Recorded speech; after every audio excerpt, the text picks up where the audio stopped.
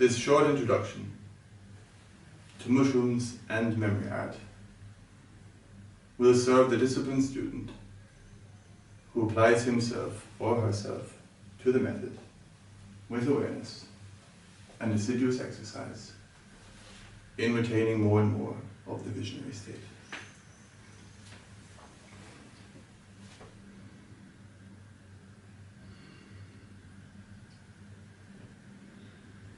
Last year, I used the art of memory, which uses location and memory, location and imagery, as a way of mapping the mushroom space.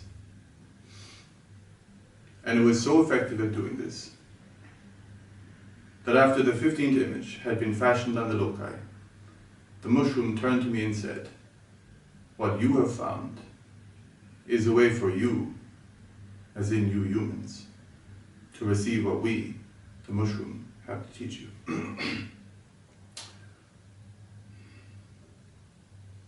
And told me, "You must share this method with the world," which is what I'm going to do.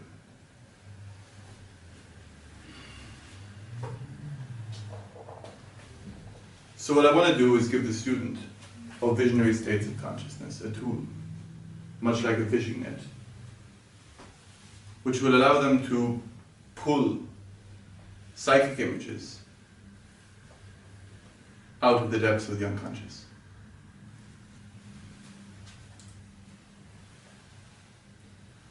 But before that, we take the following as axiomatic. You are eating 5 grams of psilocybin mushrooms in silence, in stillness, and in darkness. And you are doing so once a month.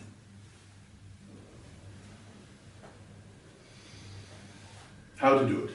Well, a good way to do it is either to lie flat on your back in Shavasana or to sit in a meditation pose. Let me demonstrate.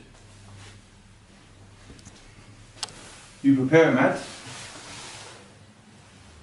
You lie flat on your back, your legs a little apart, your hands a little apart.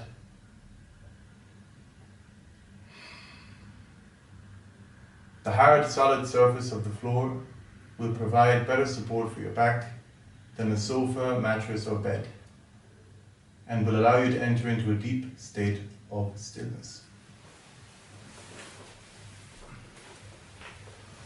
Or you're sitting in a meditation pose, in which case you have a cushion to support your lower back and spine. You sit at the edge of the cushion, you keep your back, you keep your spine straight.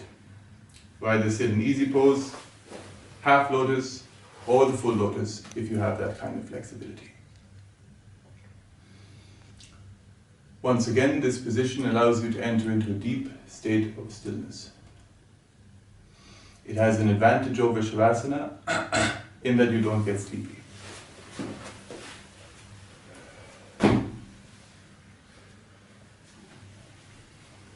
You have an eye mask over your eyes and a blanket over your body. The eye mask is important as it reminds you you don't want any outside influence for this experience.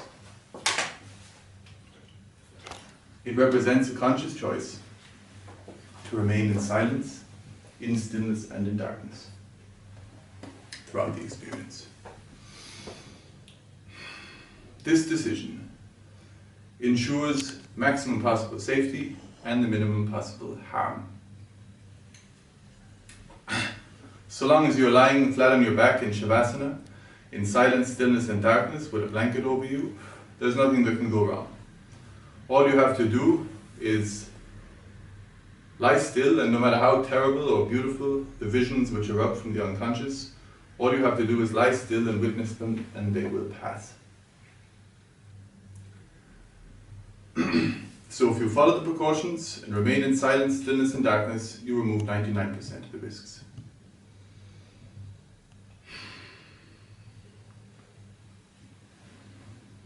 So once again, we're talking about 5 grams. It's a high visionary dose.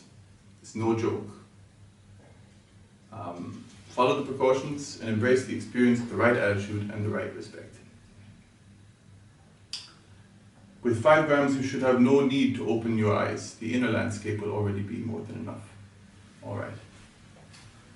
So let's outline the problem. The problem is, you are in the depths of vision, and you have just experienced something incredible. Maybe something that nobody has ever seen before, or they have never seen in a long time. Like a red dragon, flying upside down above a crystal sky, flapping its great wings, its skin the texture of material you have never seen or heard of. And then the scene shifts, and you want some way of capturing this experience, making a record of it, or a note, or a snapshot. Because it is unfortunately the nature of these states, which lie within the province of the unconscious, to be very difficult to remember. And no matter how beautiful or powerful the vision is, by and large the following morning it has sunk back into the jaws of oblivion. So our task is to retain these visions, to pull these psychic images out of the dark waters of the unconscious and bring them back to 3-dimensional reality. Think of yourself as a photographer out there in the Himalayas, trying to get footage of the mythical snow leopard. You've been up there for months, in your den, then suddenly you see it coming down from the cliffs. And you have one small window of opportunity to capture footage of the snow leopard, or it'll be gone forever. The mushroom space is a bit like that, except with beings and landscapes perhaps far more wondrous and beautiful, for some people's tastes at least. Except you have no tools or technologies at your disposal to help you capture an image of this state. Only your consciousness and your ability to retain information within your memory. How do we do that? Well, if you speak, you break the silence. You disrupt the experience. You enter into a verbal mode, activating the rational mind, sending the ceremony in a bad direction. Perhaps the moment you speak, the vision will shift. Or you take off the eye mask and you turn on the light and you try to write down what you have seen. You come completely out of the experience. Maybe you have caught one vision, but you have lost all of the visions that would have followed.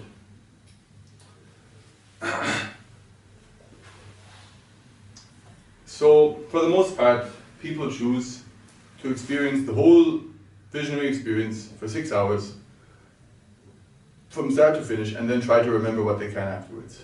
But you lose 70 to 90% of the experience. This is the method I've employed for most of my life. And you're often left with vague terms like, I saw an entity, or there was a pattern, which tell you nothing about the entity or nothing about the pattern.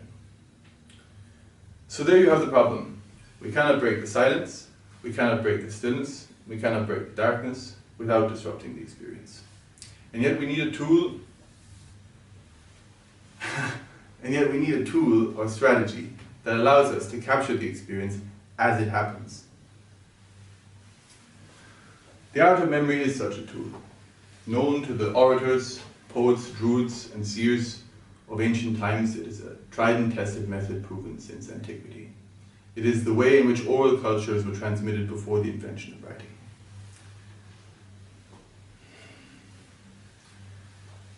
We first read about the art from Cicero in his book De Oratore, the Orator. Cicero mentions the well-known art in passing, describes how he uses it to prepare his speeches. He would create a map or route through the buildings of ancient Rome, the palaces, rooms, arches, arcades, amphitheaters, in a fixed order, in a fixed sequence. And then he would fill those locations with images, dynamic images, for the things he wanted to remember. Then, when giving his speech in the Senate, he would move from location to location in his mind, see the image he had put there, and give that part of the speech.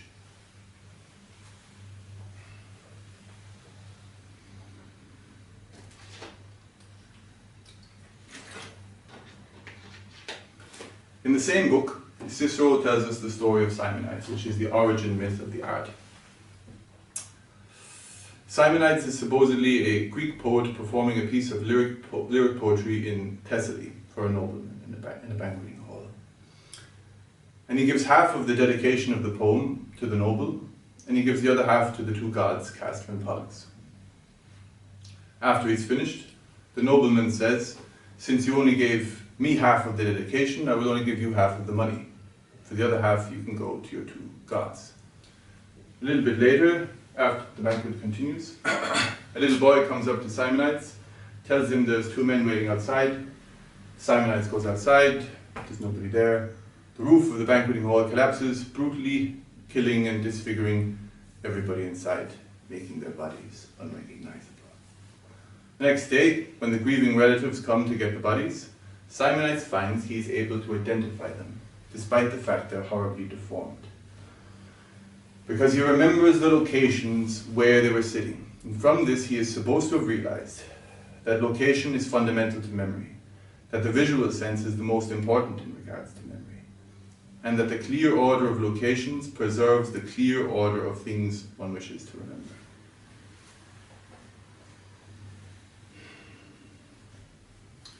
So Simonides is supposed to have invented the art, but it's undoubtedly far older.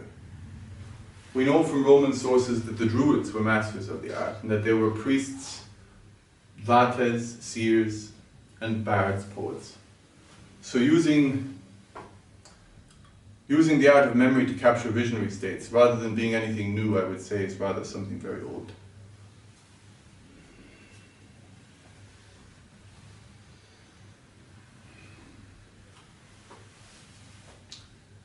Cicero only mentions it in passing. The only full classical treatise on the subject is the Ad Herennium, which is anonymous. But every book ever written about the subject, from the Middle Ages to the Renaissance to the present day, follows the principles in that book, which are very, very simple. Rules for locations, rules for images. Rules for locations, rules for images. But what are the images, and where are they? And how can they be applied to the mushroom space?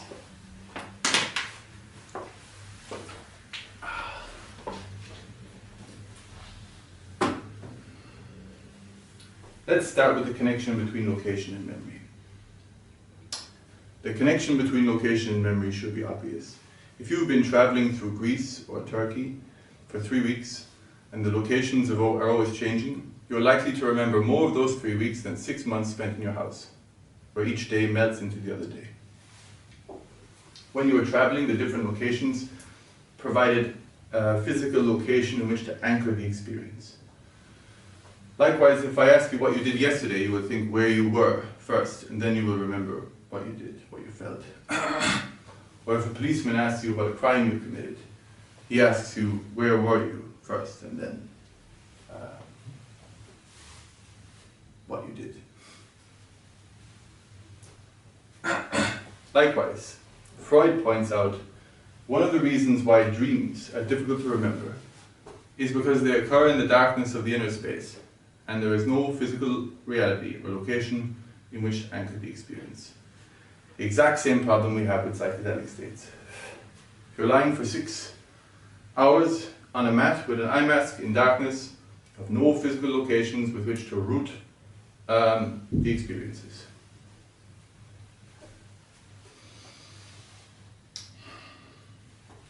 A friend of mine is a PhD student in neuroscience, and she told me that even in the hippocampus, there is a close relationship to space, that memories are stored in what are called place cells, which have a grid or lattice-like structure. So there is literally a taking of the memory and storing it on a physical part of the brain. So what we're talking about on a macro scale, using locations to store memories, is how the brain remembers anyway on a micro scale.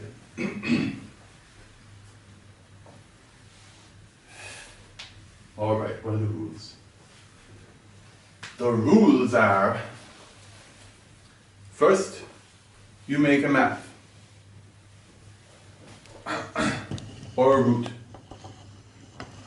A series of locations, your home, your street, a park, a journey that you take every day. Here you can see in the slides some loci in my home. First, the yoga mat, then the corner, writing desk, door, hall, toilet, shower, entrance to the kitchen, oven, table, cupboard, above the cupboard, outside the door, and so on. Each location should be a few steps away. It shouldn't be crammed together. There shouldn't be 10 to 20 locations on the bookshelves, nor should they be too far apart, not one location in Berlin and another in Paris. So every few steps, if you're outside, 10 to 20 steps is a good practice to follow. Likewise, the loci should be as varied from each other as possible. So if you choose as your loci system a journey through the forest, and every location consists of trees and path, it will be more challenging for you to remember what you try to store there than, for example, a ruined church where everything is a little bit different and there's many little nooks and crannies. So try to keep the loci as varied from each other as possible.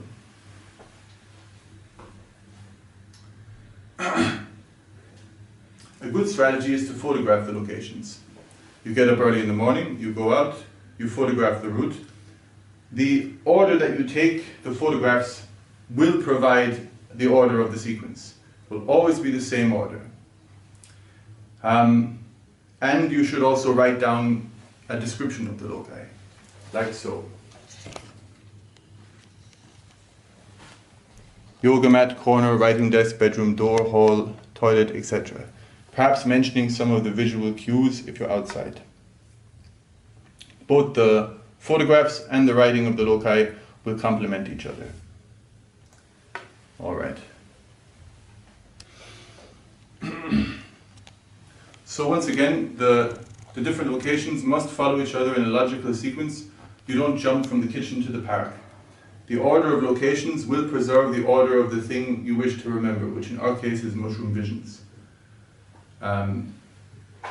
Something which is very difficult to remember without the loci method, the order of the visions. All right. So you've mapped your route, you've committed to memory, and you have memorized the photographs. You're now ready for the second part, which is the creation of images. All right. For this, the writer of the Ad Horennium and Cicero have a beautiful metaphor. They describe the loci like a wax tablet, and you make an image for the thing you want to remember and you stamp it or imprint it on that location.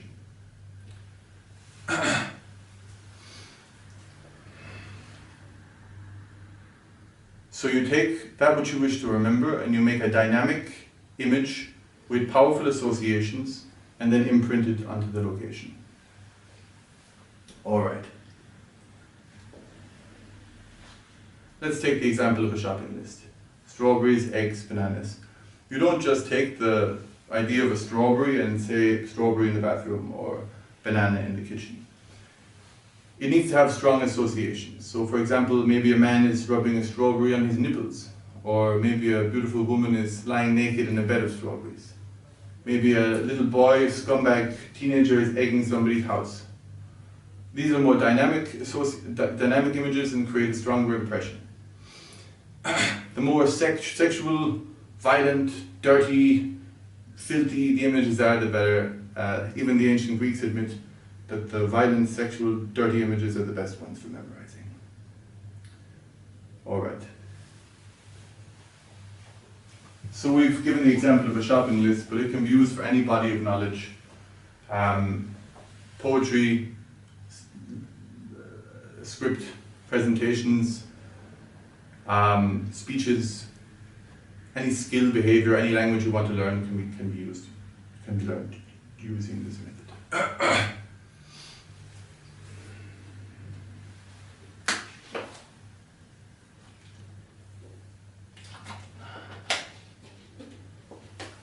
Alright, so following the example of the classical teachers, it's better to just give a few examples of the loci, give a few examples of the images, and then let the student work ahead with their own.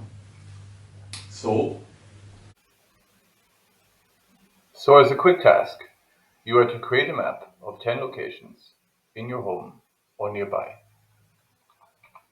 writing a description of it like so, and photographing it if possible. When you have done with that, create 10 dynamic images with creative associations for these 10 ordinary words, imagining them on the locations you have chosen. Sexy, dirty, filthy, whatever comes first is best. After you have written a description of the loci and a description of the image, close your eyes and move from location to location, visualizing the images you have put there.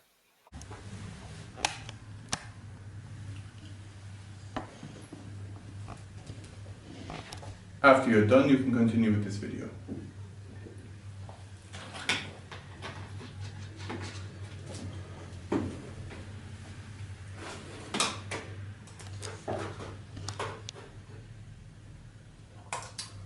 Alright, so it can be a useful strategy to draw the image, photograph it, and copy it onto the loci, like so, as a scene. Key ideas of a scene. Or, using some 3D paint tool, you can draw the image onto the loci itself.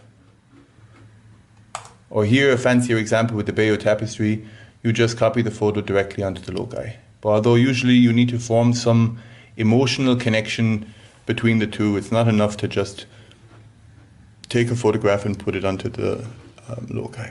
And finally, writing a description of the image.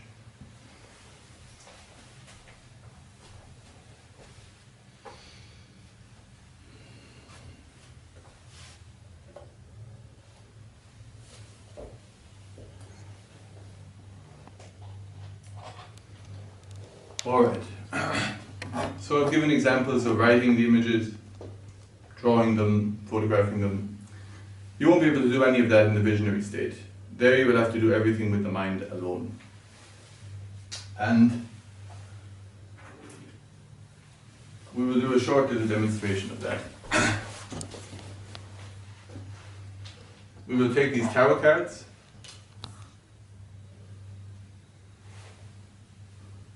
I will look the card, make an image for it, and visualize it on the loci, and so forth with the next card and the next card, and then remember them in sequence. Will only be major arcana.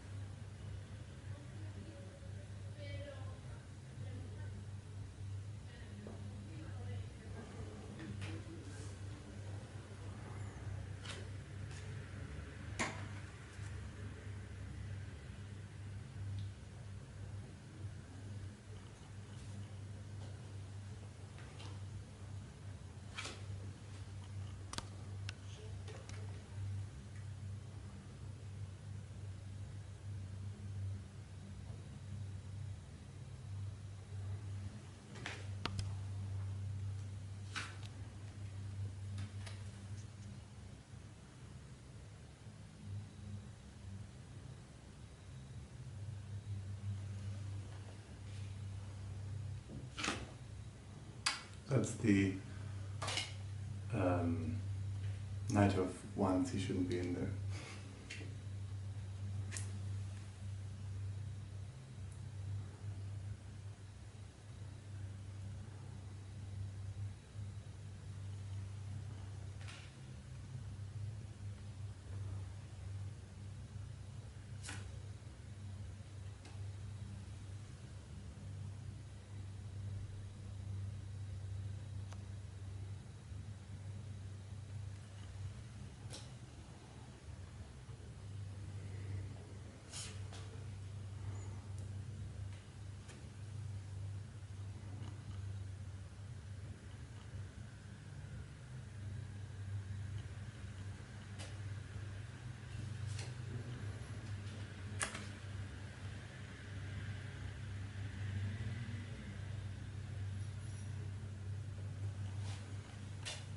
One, 2, 3, 4, 5, 6, 7, 8, 9, 10, 11.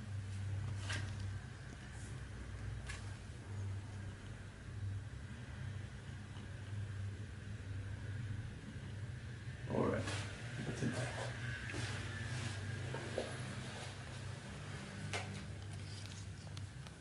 I will now go back through the loci again, see the images I put there, and recollect the cards. First one is the Fool. Second one is the Devil. The third one is Strength. The fourth one is the Wheel of Fortune.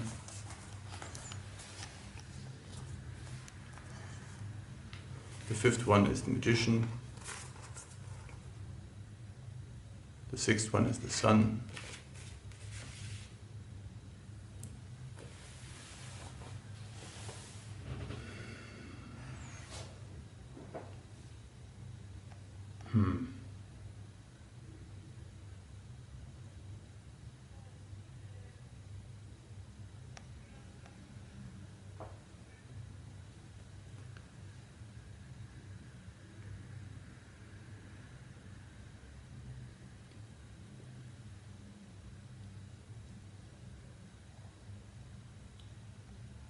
This is Justice.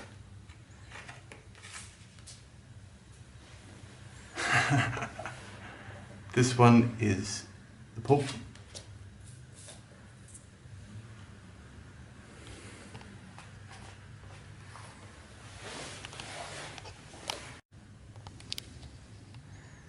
This one is the Star.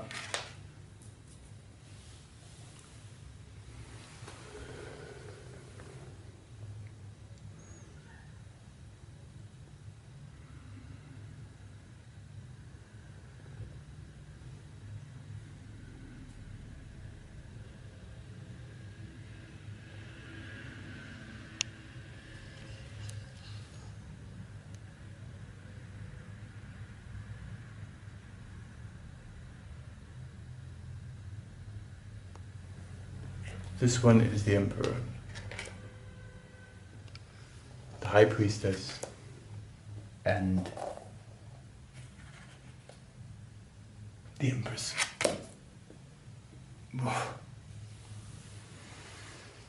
All right. So hopefully, when you review your loci after your mushroom ceremony, you will remember your mushroom visions, be able to recollect them in the same order, in the same clarity, perhaps a little bit faster, as I have recollected here with the cards. Okay.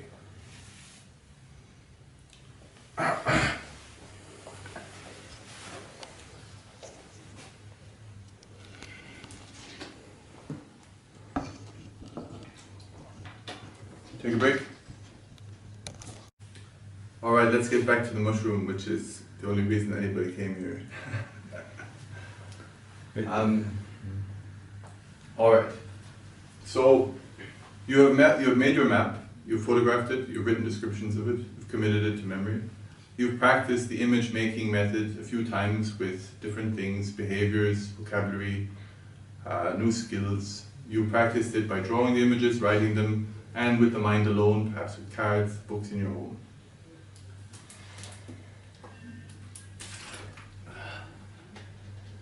You're now ready to employ the method in your first 5-gram mushroom ceremony.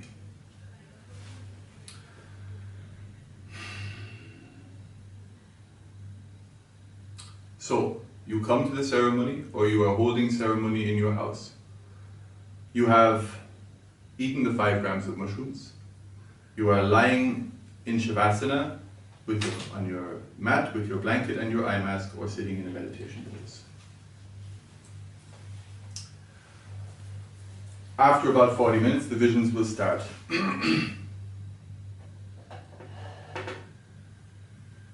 There is an unmistakable moment when one realizes one is connected to the mushroom. This is the moment to ask your questions or declare your intentions.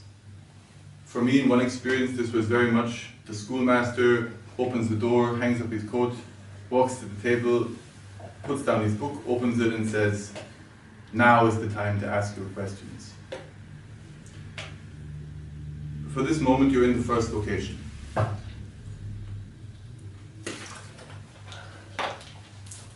Which in our case is the mat. Sooner or later, the mushroom will hit you with a vision, and you will experience the vision fully and completely with presence and awareness. And when it begins to shift and change, you will make an image of that vision with some associations and visualize it or stamp it or imprint it on the location. In this case, it's the yoga mat. And then you will move in your mind to the next location. And the next vision will start. And you will choose to experience that vision in this location. And again, you will make another image that captures or contains it in some way, and you will visualize that on the loci. And every 5 minutes or so, let's say it's 5 minutes, maybe it will be a lot faster than that, maybe it will be a lot slower, maybe there will be no visions at all. Every 5 minutes or so, you move to the new loci, experience the vision there, and make an image for it. That is the discipline.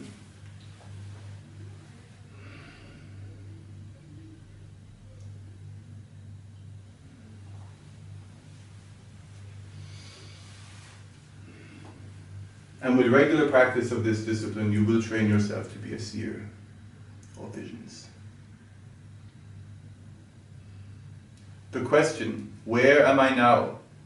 In what room do I experience this? Will serve as an important localizing factor throughout the experience.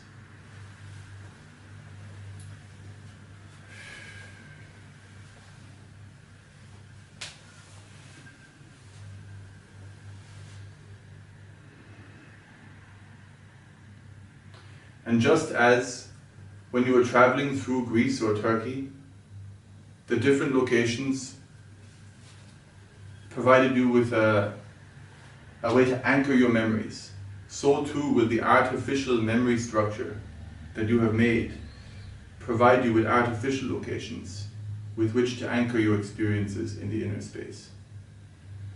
And the clear order of the locations will help you to remember the clear order of the visions.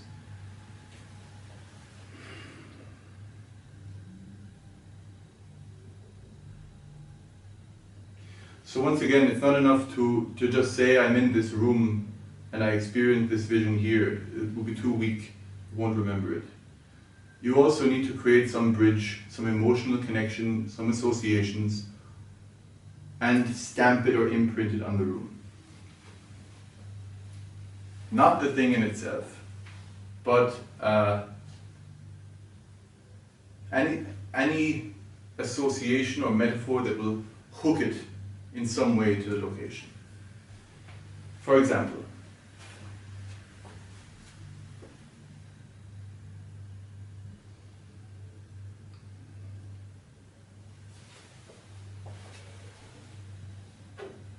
let's say you experience a vision of an eye on a pyramid in kind of 3 dimensions. And this, in metal, is the image that you make for that vision.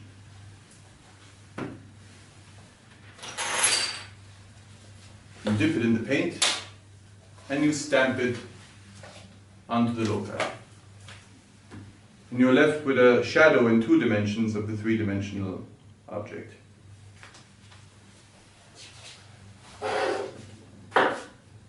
When you review your loci the next day, that's what you will see. Imprints. Not the thing in itself, not the 4th-dimensional vision, but a shadow of it in 3 dimensions.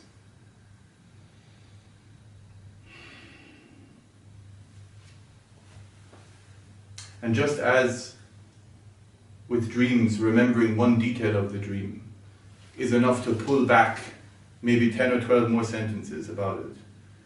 Getting one little hook onto the vision will be enough to remember more of it.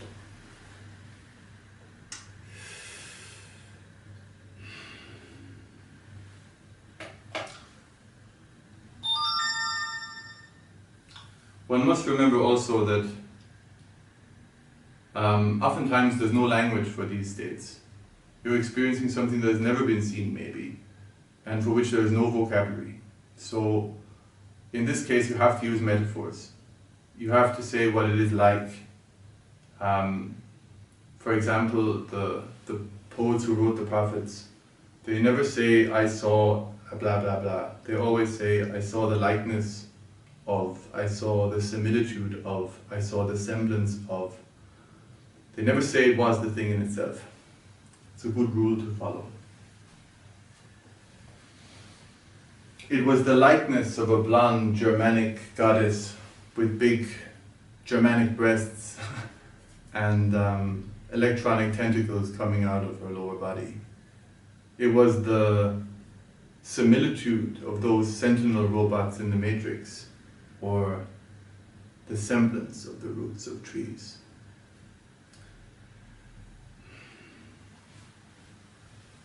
Also, the color might be the key detail in remembering the experience. Lapis lazuli, ruby, gold. If you see a pattern, a mandala pattern of blue and gold, you can make an image of a blue and golden tree that will help you to remember a little bit about the pattern. Maybe it will be enough to help you remember more of it. Or likewise, if you see an entity, again, it's not enough to just say, I saw an entity. What is remarkable about it? It's purple. Okay, it's a start. It has kind of lines of light moving through its body in a web or net or lattice-like structure, through its arms, through its torso. It's something more to work with. Make an image of that thing, purple entity, web of light, lines of light, put it on the loci. Next one. You see a kind of circle, and then the circle becomes a spiral form. Then it becomes a kind of coiled shape. Now it's like serpent or snake-like beings. They seem coiled around a pillar or a staff or a sword. There's your image. Snake-like beings coiled around a sword, stamp it on the loci. Next one. And so on and so on. What we're essentially doing is making a map. And when making a map, it's useful to remember the maxim, the map is not the territory.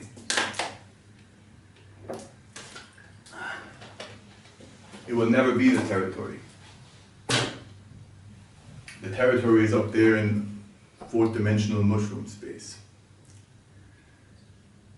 Nevertheless, maps are invaluable tools for exploration, and cartographers have always been some of the most jealously guarded treasures of kings and princes. So little by little, piece by piece, we will fashion a language for this state and a faculty for understanding it. With the art of memory, we have a tool for capturing the images, storing them, and integrating them. Integration is first and foremost remembering the thing you wish to integrate. It is creating a place for that thing. Creating a place for the thing one wishes to integrate.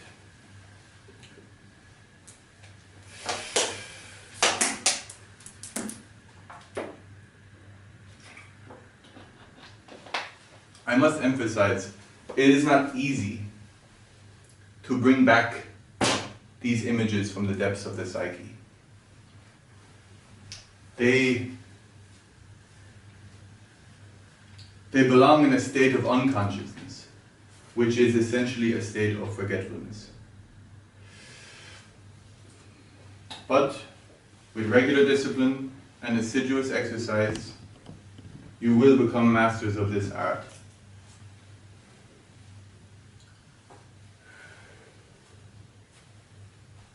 You will behold the vision, and immediately upon beholding it, you will craft an image for it and put it on the loci.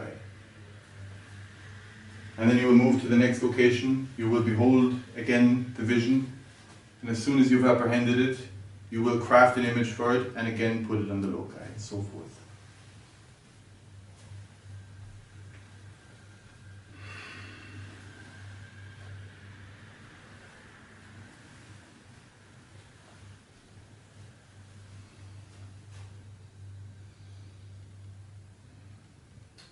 I must also emphasize, this is not a one-time fix, pop a pill and become enlightened.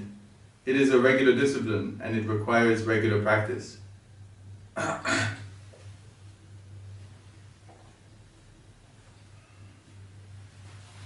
You must train this faculty regularly, both within and without the visionary state. And once a month, holding ceremony with 5 grams in silence, stillness, and darkness.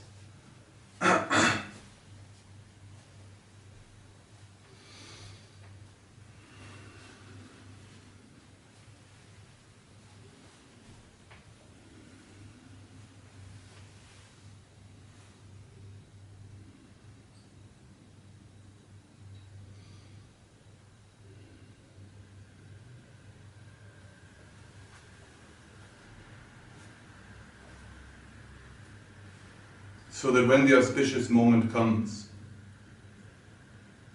you are ready for it.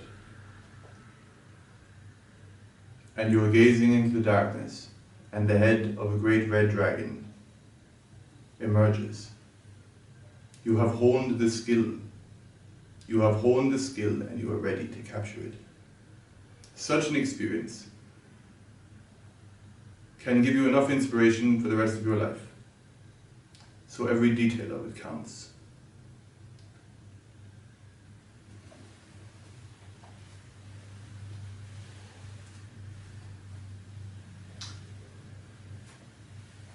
You won't be able to hold this discipline for the whole 6 hours. You will lose awareness and regain awareness. You will drift in and out of unconsciousness. But when you notice your mind has wandered, you return to the discipline, localizing factor, where am I now, in what location? And you will find that the mushroom is there waiting, like a patient teacher. Some weird entity is beside you. And as soon as you regain awareness, it will continue to teach you. Are you ready for more?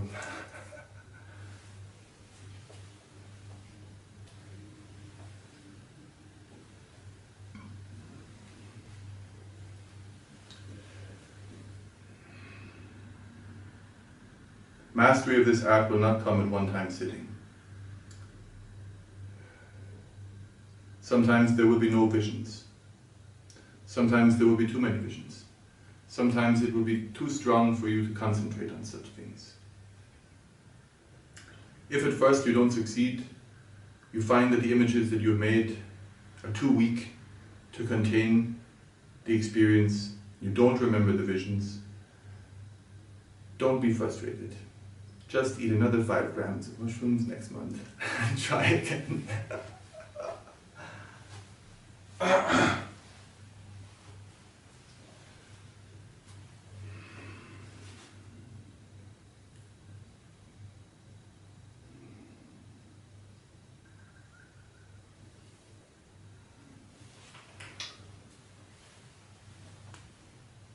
If you're uncomfortable taking such a high dose, then seek out the guidance of an experienced mushroom druid. Or, if you can't find one of those, an experienced facilitator will have to do. What are we supposed to do with all these psychic images? What you do with them is your business. For me, the gathering of the psychic images from the depths of the unconscious is a vocation, it's a sacred discipline. These visions are the greatest treasures of my life. They're the jewels of my all, to be crafted and shaped lovingly into works of poetry, works of literature, and works of art. What you do with the psychic images is your business.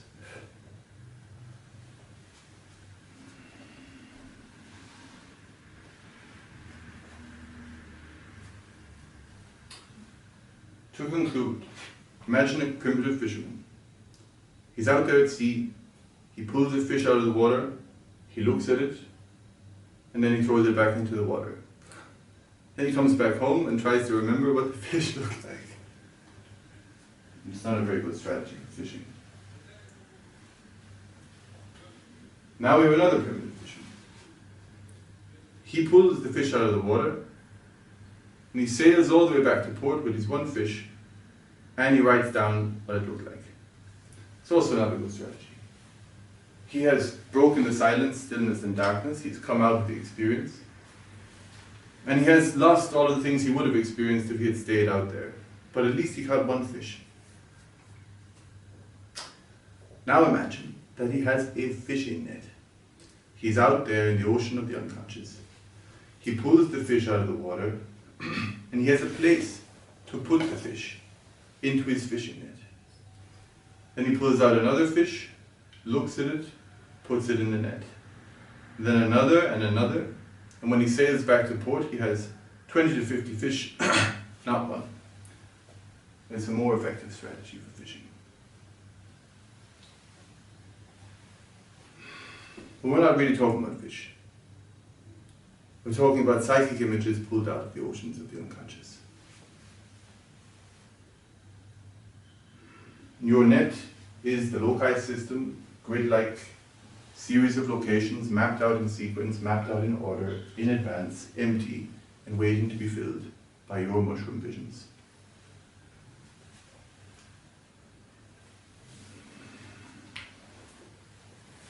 As soon as you come back from the higher dimensions, you empty your loci onto the page and you write down as much as you can remember.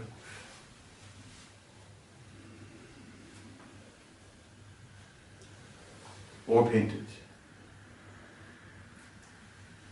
You will find that you were able to visualize and remember the visions far more clearly than you were before. You will find that you have effectively localized the vision to the place, and that when you remember it, you will also remember the place that you localized it to. Just like with real memories.